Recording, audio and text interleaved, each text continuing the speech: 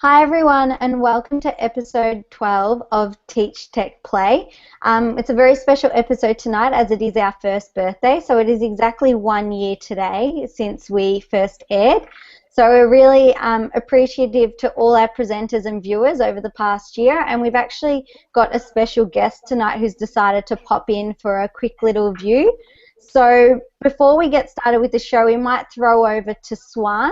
He's in Singapore and decided to join us for our first birthday and to share something special with us all.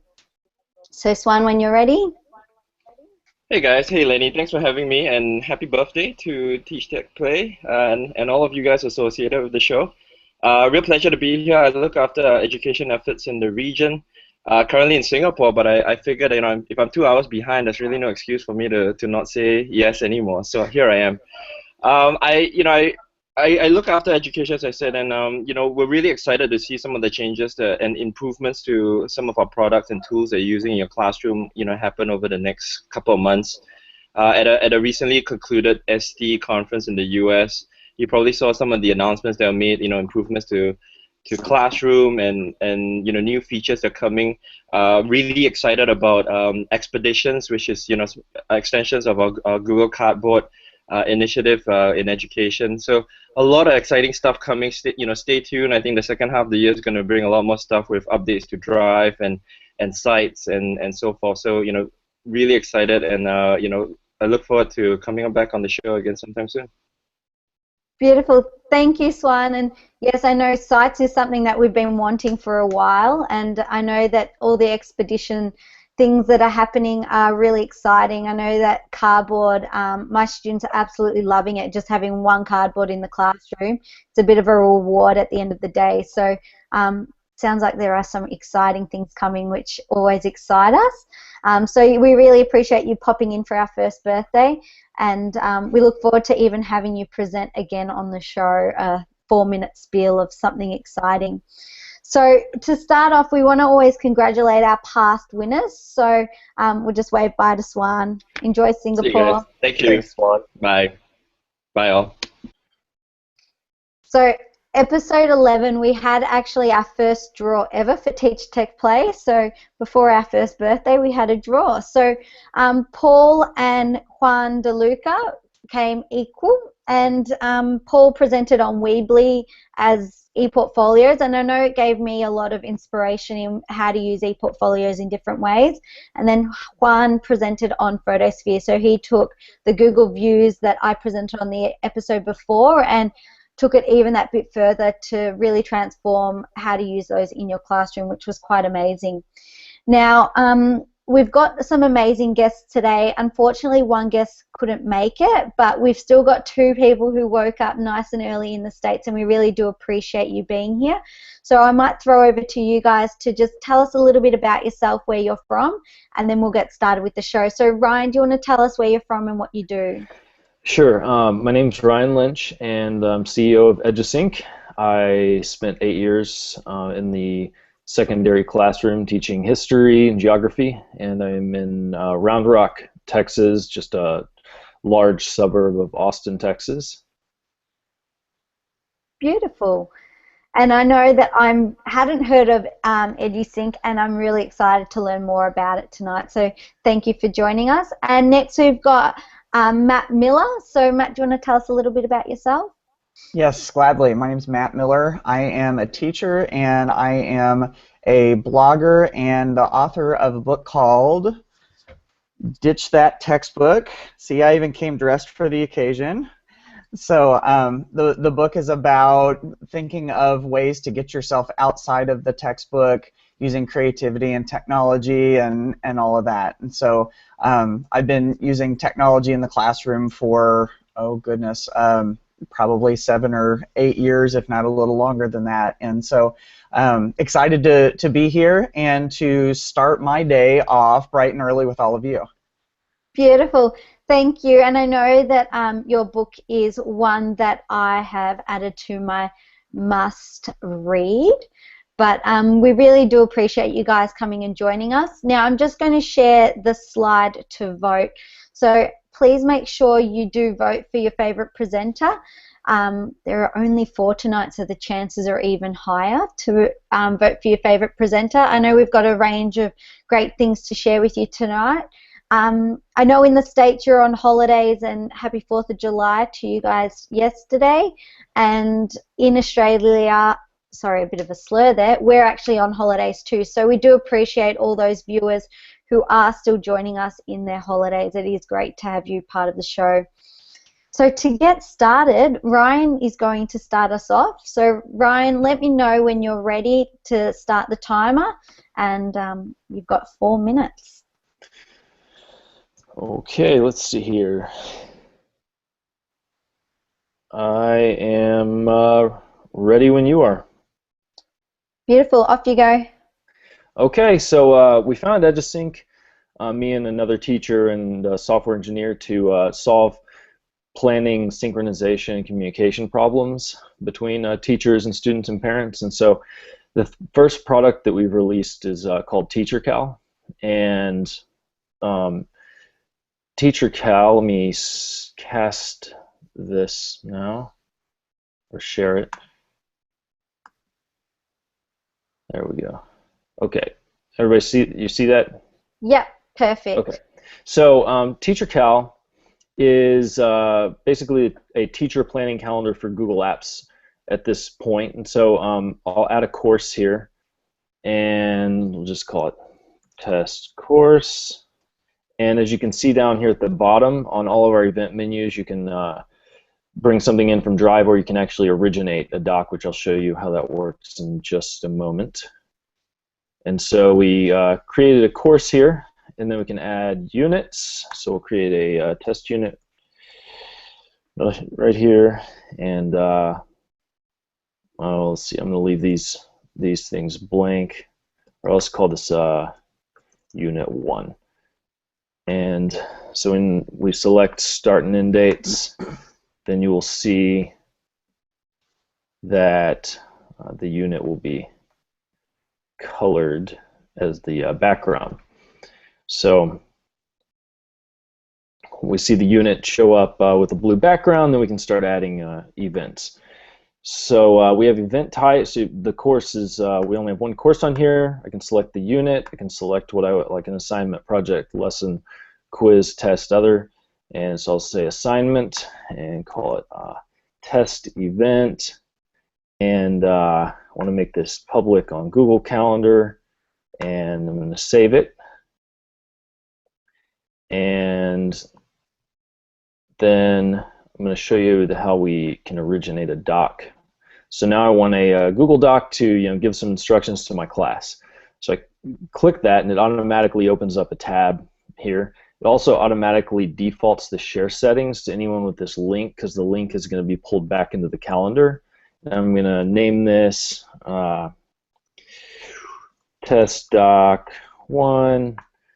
And when I go back to TeacherCal, it's already there, and then I've got that attached to this event.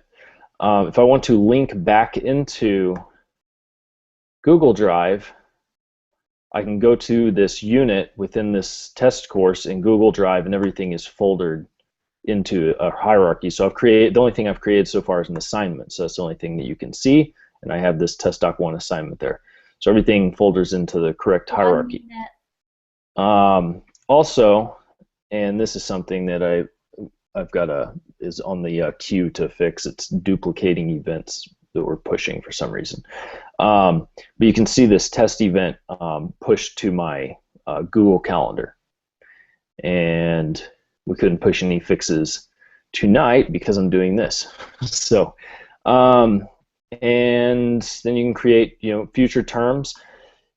Pretty soon we are going to be deploying a share to Google Classroom button that will allow you to share to class periods. So we'll have a button on the event menu to share it out to your Google Classroom classes. And then there's a student app and parent app on the way as well. And you've got 4 seconds, and that's your timer, and mine's about to go off right now. There you go. Well, thank you. That looks amazing, the way that it just connects straight to your calendar. And I know that a lot of people are using Google Classroom, and making that connection will be quite beneficial. And it's always good to have creators here because they can tell us what is coming. And, you know, the parent app sounds great because I know parents also like to know what is going on in the classroom. Did anyone else have anything they would like to say to Ryan, or any questions? Yeah, I think 4 minutes really doesn't do that app justice. So if people want to find out more information about it, like me, where can we go to, Brian? So edusync.com, so edusync.com.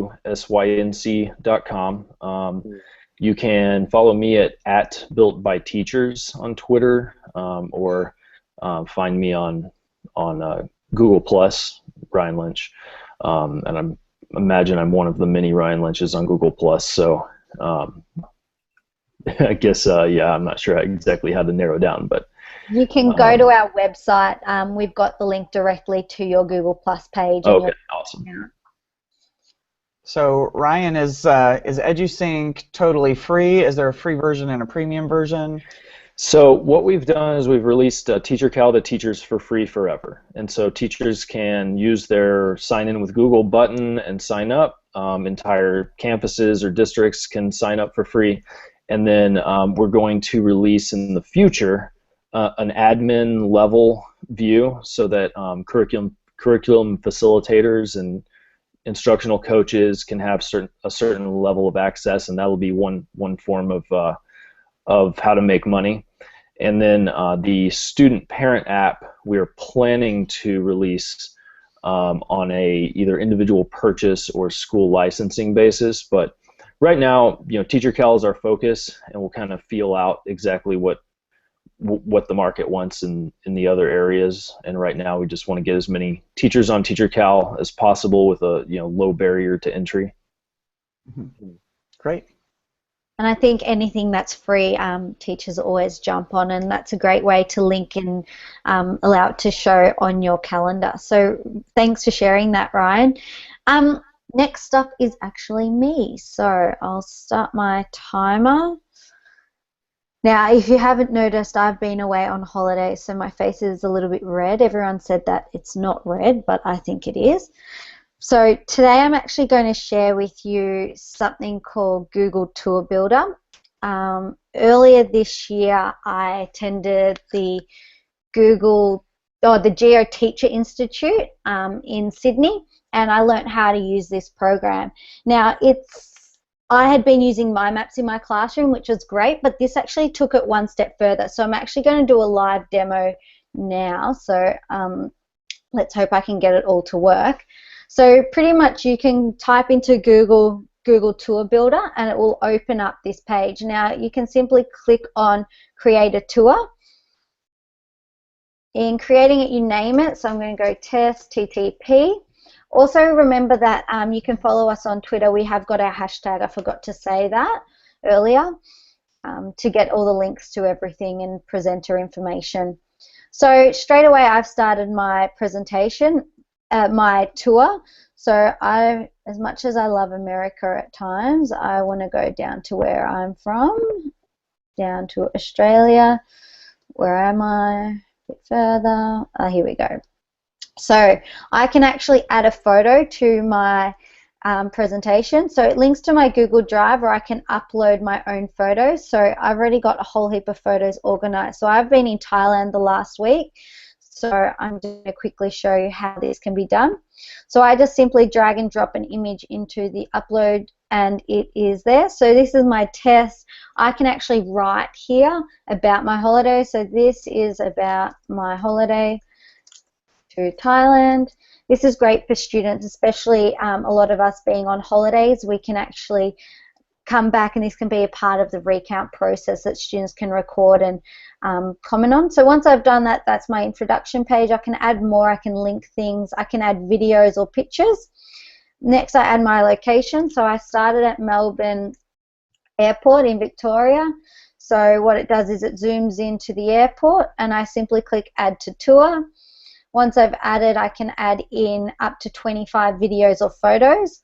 So I had a photo here of Melbourne Airport. There we go. So now we'll just upload. I hit select. So that's my photo there. Then I can add another location if I type Thailand, international. Oh my gosh, I'm running out of time. I can add a whole heap of other things, but I'm going to go straight to my resort because I'm low on time. Le Meridian Phuket Beach Resort. So once I select this, it takes me straight to the resort, and I can add it to tour. But another great thing that I can do is I can grab my peg man from over here and drop him down, and there's actually 3D photos, so I can actually rotate around and show the resort I stayed in. So I can hit lock this view, and then it saves. So as you can add in dates, time periods, you can change your icons to different things. So the beach, I can change it to swimming. Once you're done editing, you can save and you can share this. So in sharing this, you can, it's automatically saves it private. You can make it open in the web or anyone with the link. And before I run out of time, I've got 30 seconds. This is one I prepared earlier. So to hit play full screen, and here you can see I've got my introduction. I can see Melbourne Airport. It then takes me Kuala Lumpur. I had a 4-hour stopover. The next thing to Phuket. Then the drive to the hotel. You can flip through my own photos that I've uploaded and photos of the resort. I can also rotate around and add a little bit of a description. I then can go, here I went and saw sunset at this beach, so I've recorded that.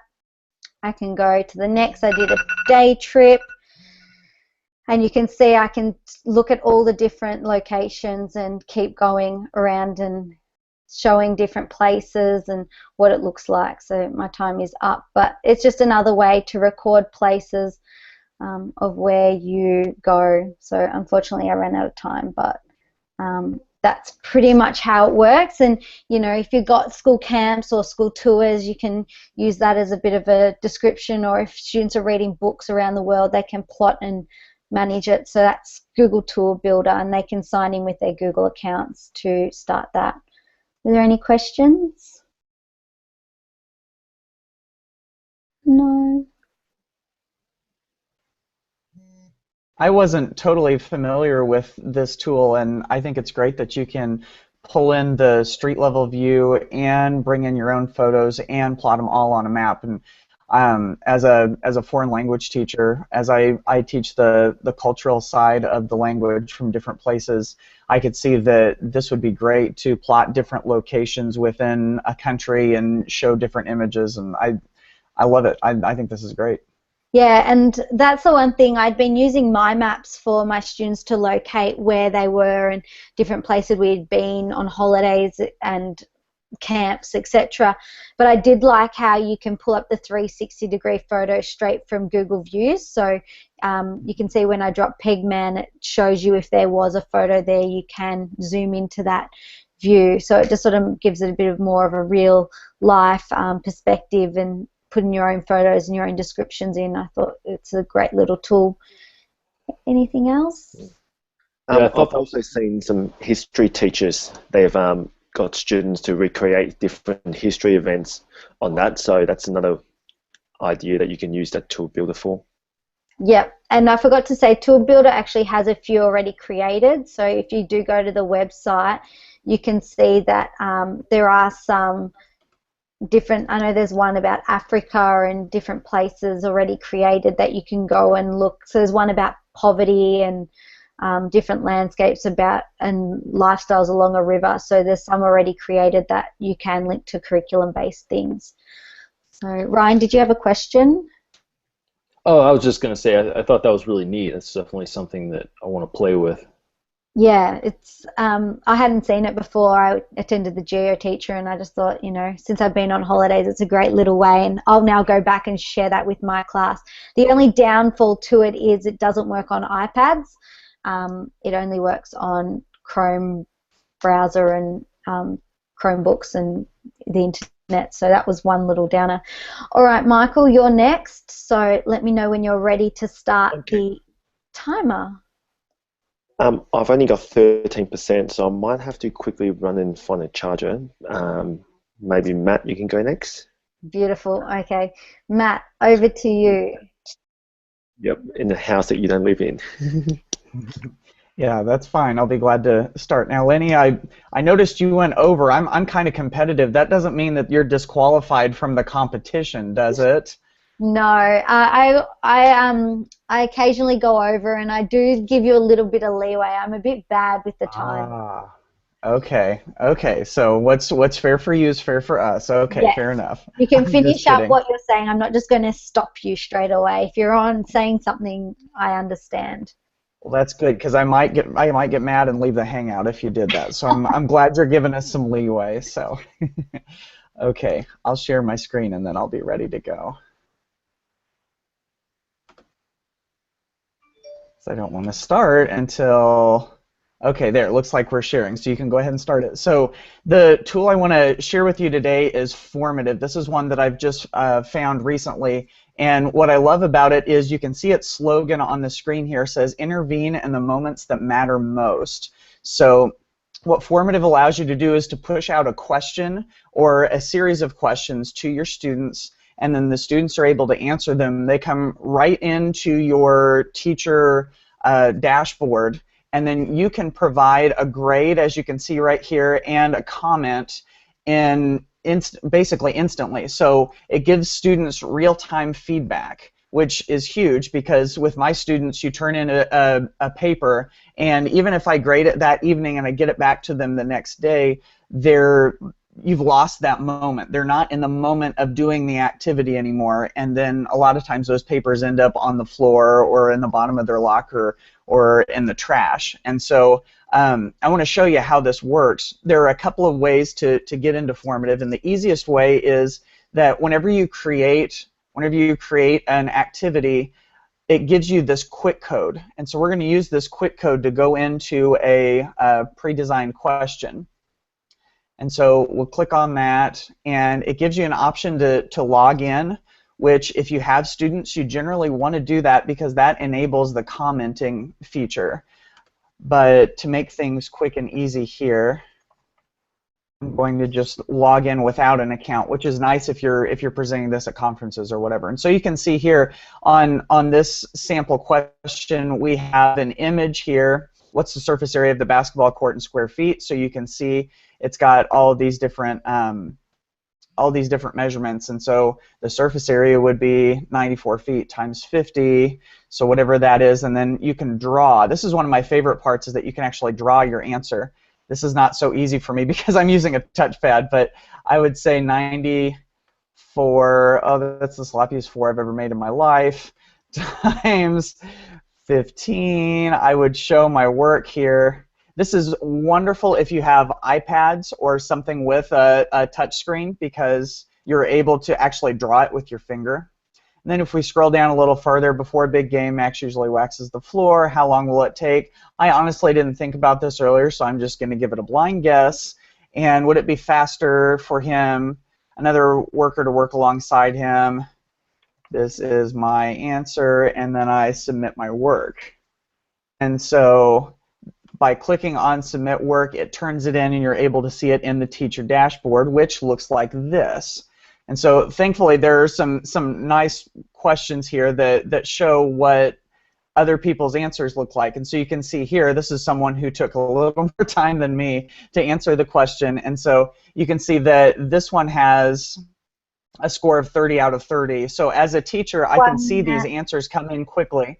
And you can actually see my 2 answers down here. They've come in instantly. And so you can give them an instant score right here. And then what you can also do with the score is you Sorry, can... Matt, I'll just pause you. I don't think we're seeing that screen. I've paused your time, by the way.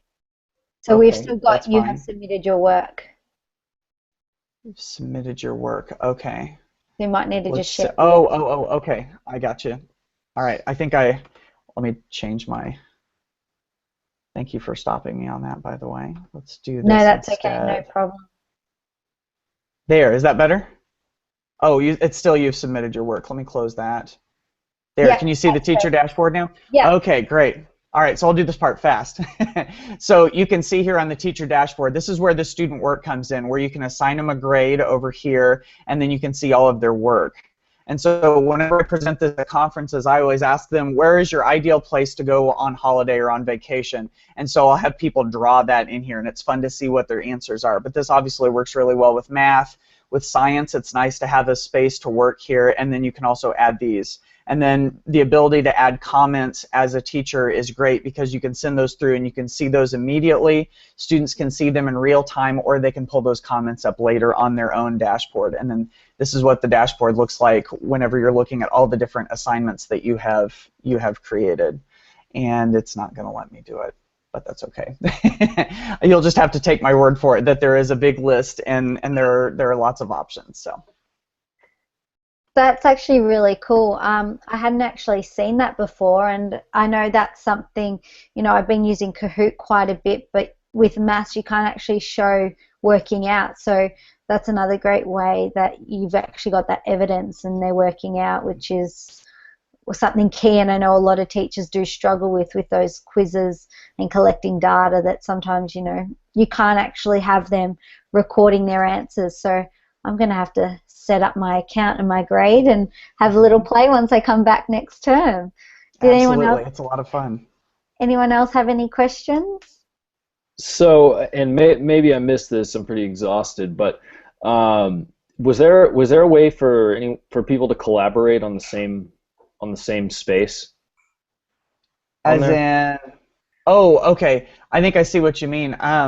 So if you have a group that's answering a question, could they all work in the same space? Is that what you're asking? Right.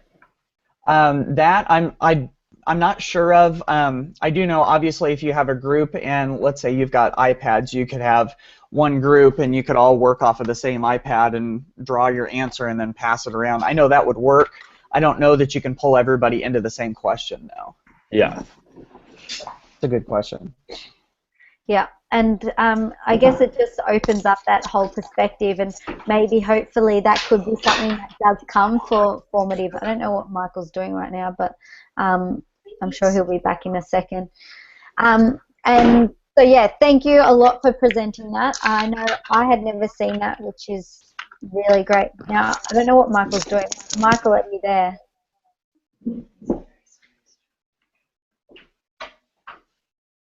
I think he's just blowing the power in his house, so I don't know what he's doing.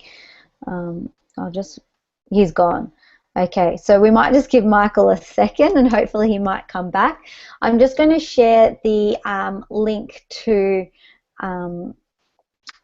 vote again. So we have had 3 presenters so far. So make sure that you do vote for your favorite presenter. Clearly Michael hasn't presented, so he is one off. So no votes for Michael, which is good. We've got more of a chance, guys. Also, if you are interested in being part of TeachTechPlay, please make sure you get in contact with us. We always love to hear and see what everyone is doing in their classroom. So if you think you've got something worthwhile sharing, please let us know. You can contact us via our Contact Us form. Another thing that while we're waiting for Michael is I know I've got some upcoming conferences coming up. There is DLTV in Victoria, Digital Learning and Technologies, end of July. So that's a 2-day conference which I'll be presenting at, as well as next term I will be running an online course. So I ran one last term, but this term I will be running one with another teacher who we've had on here before. I'm just trying to pull up the flyer, and we'll tweet this out as well. Michael, I'm just sharing this while you're getting set up. Yeah, I'm just running the Hangout on my phone at the moment. I'm trying to improvise. Okay, so no problem. Give me 2 seconds. No problem. So this is an upcoming online webinar that I'm hosting of how to use the full potential of Google Apps to improve student outcomes. So if you want to know more, you can click on the link down the bottom and see what it's all about. I'm just trying to mute Michael's microphone because it's really loud. I think I've done it. Okay, so Yeah, that's running next term. It's a 3 sessions on August 11th, 18th, and 25th. If you can't attend that time, you don't have to worry because it's pre-recorded, so it can reach out to, even if you're in America, you can tune in and see what we're doing there. Did any of our other presenters have anything coming up that they wanted to share? I will say that if you're in the United States, especially in the state of Indiana, I've got several conferences that I go to. So where I'm going will be at my website, ditchthattextbook.com. I've also just started just within the last several weeks, a new internet show. You might call it a podcast on the BAM radio network, and it's called Hooked. I've got a co-host.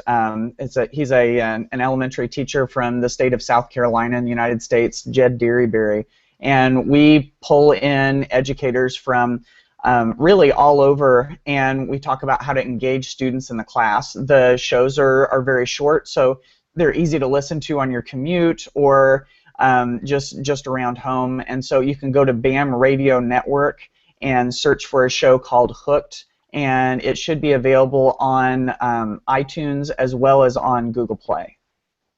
Beautiful. And Ryan, have you got anything coming up? Let's see, at the end of the month, well, beginning of August, we will be at the Teach for America conference in Nashville, and so that's the next event, and I imagine there might be something that kind of happens impromptu in between now and then, and otherwise we'll be announcing as we release new features and things over the next month, 2 months. I think will be a big time for Google Classroom integration, student app, and so a lot of things coming. So watch your space, in other words, because there's some exciting things coming. Now, Michael, have you got your everything ready? Okay.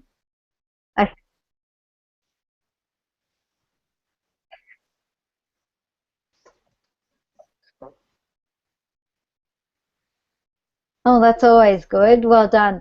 So if you weren't aware, Michael has actually moved into state today, so he's driven from Melbourne. So he's just shorted the power in Sydney. Well done. So Michael, whatever you're going to present, off you go. I'll start your 4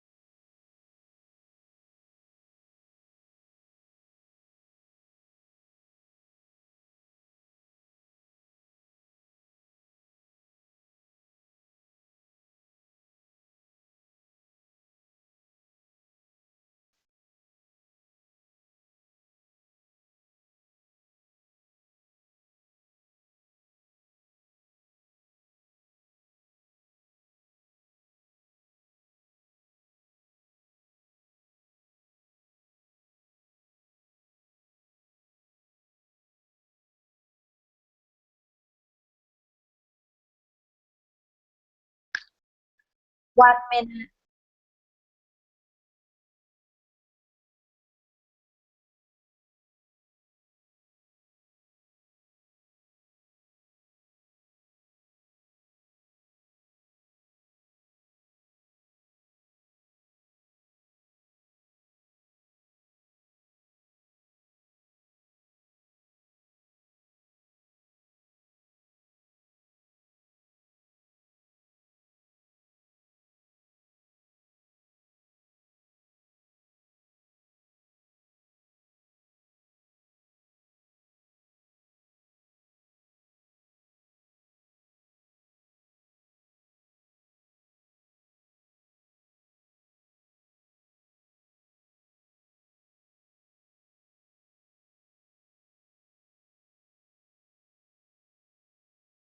And you have 6 seconds left. So well done, Michael.